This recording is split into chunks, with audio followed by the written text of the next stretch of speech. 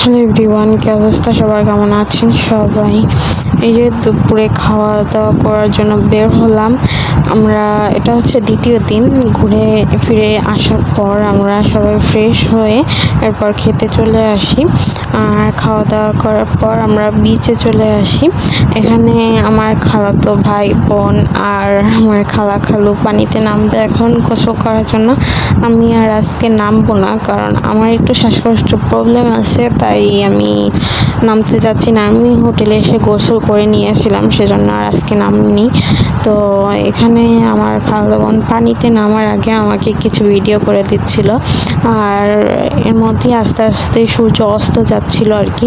তো ওই গোধূলির লগ্নের সূর্যটা দেখতে কিন্তু বেশ ভালোই লাগছিল। সমুদ্রের বুকে আস্তে আস্তে সূর্যটা অস্ত যাচ্ছে, খুবই সুন্দর লাগছিল দেখতে। এই দিনে একটা দুর্ঘটনা ঘটে আর কি, আমার না, আমার খালামণির ফোনটা নিয়ে ছবি তুলতে গিয়েছিল আর কি, তখনই এই লবণ পানিতে পড়ে যায় আর কি, সাগরের লবণ পানিতে। তো ফোনটা আর ওপেন হয় না। যাই হোক, আমি একটু পাড়ে দাঁড়িয়ে দাঁড়িয়ে সমুদ্রের পানিতে পা ভিজাচ্ছিলাম।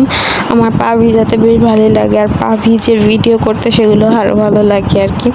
তো তখন মেবি জোয়ার আসতেছিল, তো সেজন্য বড় বড় ঢেউ আসতেছিল, উপরের দিকে ঢেউ আসতেছিল।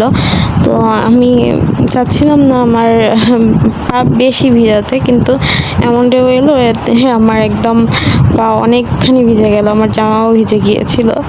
যাই হোক, আবার হোটেলে গিয়ে এটাকে চেঞ্জ করে নিয়েছিলাম আমি। এরপর আবার জুতা খুলেও হেঁটেছি কিছুক্ষণ। আর ওদিকে তো আমার ভাই বোনেরা বেশ এনজয় করতেছিল গোসল করতে নেমে। আর সেদিন ওরা সানগ্লাস দিয়ে নেমেছিল সাগরের পানিতে গোসল করতেই। আমার বোন আর ভাইয়ের সানগ্লাসটা পানির মধ্যে পড়ে গিয়েছিল। সেদিনই কিনেছিল ওদের সানগ্লাসটা, আর সেদিনই আবার পানিতে সানগ্লাস দুইটা ভাসিয়ে নিয়ে যায়। আমি পাড়ে দাঁড়িয়ে ওয়েদারটা উপভোগ করতেছিলাম, তখন রৌদ্রটা কমে গিয়েছিল, সেজন্য খুবই ভালো লাগছিল। এখানে দাঁড়িয়ে আমি কিছু স্লো মোশন ভিডিও করে নিয়েছিলাম। আমার খুবই ভালো লাগছিল এখানে সমুদ্রের পানিতে পা ভিজাতে। যাই হোক, এরপর আমার খালামণিরা উঠে গেল সাগরের থেকে। তো এরপর আমরা হোটেলে চলে যাই। তো এই ছিল আমার আজকের ছোটোখাটো একটি ভিডিও। ভালো থাকবেন সবাই, দেখা যাবে নতুন কোনো ভিডিওতে। আল্লাহ হাফেজ।